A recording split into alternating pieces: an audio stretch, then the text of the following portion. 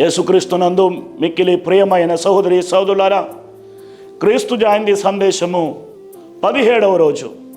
ఈరోజు మనం ధ్యానించుకునే అంశం, దేవుని వాక్కులు తప్పకుండా నెరవేరుతాయి. యేసుక్రీస్తు జన్మించినప్పుడు దేవుడు పలికినటువంటి చాలా వాగ్దానాలు నెరవేరాయి. ఉదాహరణకు యెషయా గ్రంథము 7వ అధ్యాయం 14వ వాక్యములో మనం ఈ విధముగా చదువుతున్నాము. కన్యా గర్భము ధరించి ఒక కుమారుని కనును, ఆయన ఇమ్మానువేలు అని పిలువబడును. ఈ వాగ్దానము యేసుక్రీస్తునందు నెరవేరింది. యేసు ప్రభువు జన్మించినప్పుడు ఈ వాక్కులు నెరవేరాయి. అదేవిధముగా యేసు ప్రభువు జన్మించక పూర్వము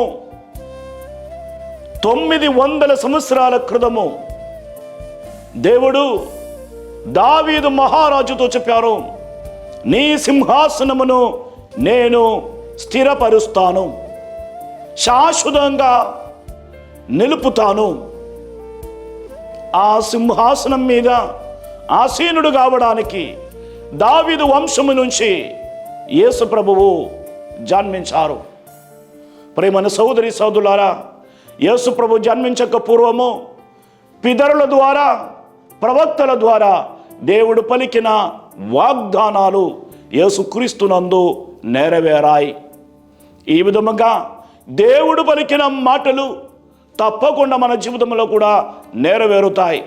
దేవుడు పలికిన మాటలు నెరవేరుతాయి అని విశ్వసించడం మన వంతు.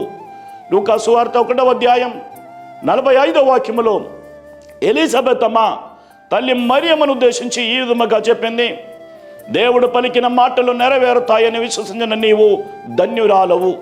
ఆమె ధన్యతకు కారణం దేవుని వాగ్దానాలను విశ్వసించడం. ప్రియమైన సహోదరి సహోదరులారా, దేవుని వాక్కులను మనం విశ్వసించాలి. దేవుని వాగ్దానాలు తప్పకుండా నెరవేరుతాయి.